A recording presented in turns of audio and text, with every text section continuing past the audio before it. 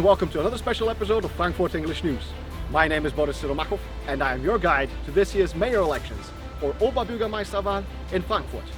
The first round is over, and now that the dust has settled, it is time to take a deeper look into the election results and to see who the big winners and losers are.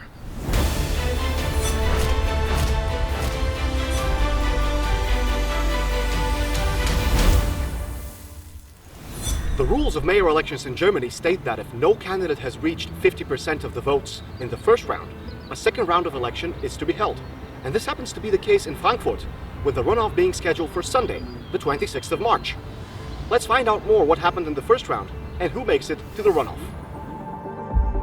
Just over 500,000 people were eligible to vote in the mayor election, and 40.4% of them did so. This is an increase from the slightly over 30% who took part in the last mayor elections in 2018, and only a slight dip from the 41.9% that voted in the referendum to vote ex-mayor Peter Feldman out of office in the end of last year. This resulted in just over 200,000 valid votes. Let's see how they were distributed among the 20 candidates. CDU's Uwe Becker has 70,000 votes. That cement him in the first place with 34.5%. He is followed by SPD's Mike Josef, who has just under 50,000 votes. Coming in third is Manuel Rothman from the Greens with just over 43,000 votes. In fourth place comes local legend Bahnbabo with 10,000 votes, followed by Die Linke's Daniela Mehler-Würzbach, Maya Wolf, FDP's Yanki Pürsün, und AfD's Andreas Lobenstein.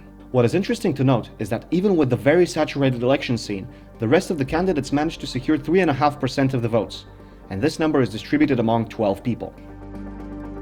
Congratulations to our biggest winners. Uwe Becker and Mike Josef will be heading into the runoff on the 26th of March, with both of them hoping to become the next mayor of Frankfurt. Let's see what they had to say about their success. Uwe Becker was visibly pleased with his result as the winner of the night. He said that, I quote, "People have realized that a change in Frankfurt is only possible with me."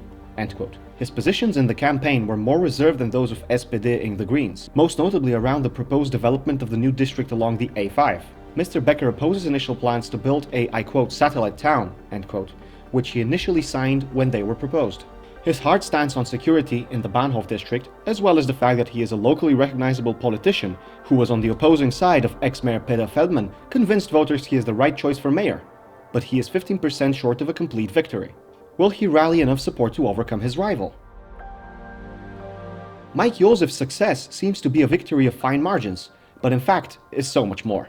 During election day, it was a tight race between him and Manuela Rothman from the Greens, but he managed to win by a little over 5,000 votes. After the results were announced, Josef said that, I quote, "If we continue like this, I'll be mayor in 3 weeks," end quote, and he has a perfectly good reason to feel this way. His propositions are very similar to those of Manuela Rothman. He advocates the new district along the A5, campaigns for subsidized housing, and is a defender of increased security in the Bahnhof district. Just like Mr. Becker, Mike Josef is a recognizable local politician, and even if ex-mayor Peter Feldman was from the SPD too, Josef has distanced himself from Feldman. But the question stands, even if he seems to be closer ideologically to the Greens, will Josef rally enough support on the 26th of March? On the topic of the Greens, we'll now be looking at probably the biggest loss of the election, Manuela Rothman's loss. It is surely a heartbreak for Manuela Rothman to come in third and miss out on the runoff. The Greens are the biggest party in city government, but that wasn't enough to elect the first Green Party female mayor of Frankfurt.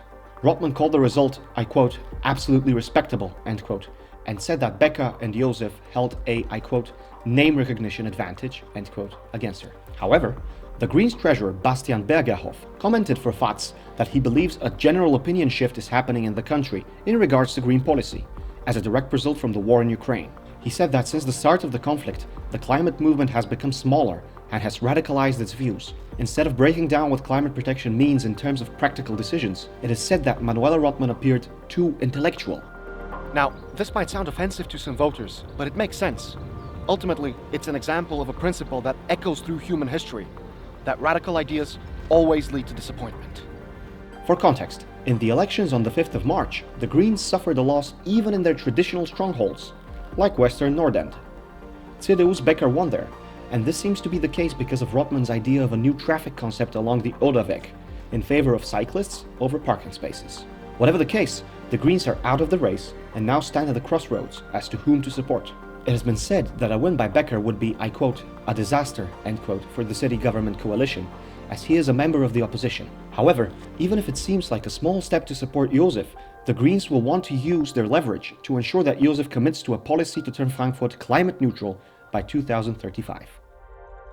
There's plenty to talk about in terms of policy shifts before the round-off election, but before we do that, let's take a look at someone who absolutely punched above his weight in the first round.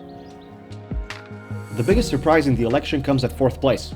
With 10,000 votes, Peter Wirth Bahnbabo has collected 5% of the vote and is directly behind the big punchers in the election. He was very happy with his result, adding that he would hug everyone who voted for him. Bahnbabo says that his result is, I quote, "prove that people wanted someone other than the established candidates. Someone with their feet on the ground. One of them." End quote. Mr. Wirth had to follow the elections from his streetcar, as he was working on the day. Once his shift was over, he explained in front of journalists that he had been working for society for 47 years and will retire in 2025. When asked about his favorite to win the round-off, Bahnbabo whispered, I quote, "It's not Uwe." End quote. Bahnbabo has presented a massive result, which puts him ahead of some of the most established parties in Germany, and his 10,000 voters will be a valuable asset in the runoff. And now, let's take a look at another winner. How can you describe yourself as a winner when you only have 3.6% and are in 5th place? You can, by shifting the narrative, and this is exactly what Die Linke's Daniela Mehler-Würzbach has done. Her result is good, but it gets even better when juxtaposed with her competitors' positions. Ms. Mehler-Würzbach said that she was highly satisfied with her result because her goal was to beat FDP's candidate Yanki Pürsün, and oh boy did she manage to do that. Pürsün's result stands at 2.8% after the count, placing him behind Maya Wolf, who was an independent candidate. The FDP have claimed this is the best result they have had in a mayoral election in Frankfurt, but this looks like a mediocre prize when put into context. The party has only participated in one other mayoral election in 2001, when Hans-Joachim Otto got 1.9% of the votes. With his 2.8%, Pürsün is only slightly ahead of AfD's Andreas Lobenstein. At the bottom of the table, we see that the two ladies have beaten the gentleman. But it goes beyond that, to show that the left ideas that the ladies represent are held in higher regard in Frankfurt than the right policy proposed by the gentleman. Pürsün made an interesting point in his interview after election day. He said his result was so low, in part because FDP voters are known to vote strategically. What that means is that these voters assume that their favorite candidate has low chances to make it to the runoff. So instead of supporting them, they would vote for the lesser of two evils, so to speak. In other words, they'd ensure that a specific candidate with higher odds makes it to the runoff, even if it doesn't completely align with their views. This is a huge topic in itself, and if you're interested in that, we will gladly make a specific episode covering the different voting systems. But for now, it's really important to take a look at this strategic realignment and to see if we can guess who the next mayor of Frankfurt will be. If there's one thing in politics that goes beyond individual parties and their sometimes scrappy struggle to get into power, it is their views on two very important concepts: the concept of freedom and the concept of equality. Now, generally speaking, those who support greater individual freedoms are aligned to the right side of the spectrum, and those who support greater collective equality are aligned to the left side. And even if there are varying degrees of radicalism in this spectrum, this alignment seems to sway voters in their choice. This presents a bright ray of sunshine for SPD's Mike Josef and a grim picture for CDU's Uwe Becker. Uwe Becker is heading into the second round with a healthy advantage of over 10%. However, if we group the candidates and their results based on alignment and policy proposals, a completely different picture emerges. On the right side of the spectrum, you have CDU with Mr. Becker himself, who will most likely add to his tally the votes received by the far-right AfD's Andreas Lobenstein.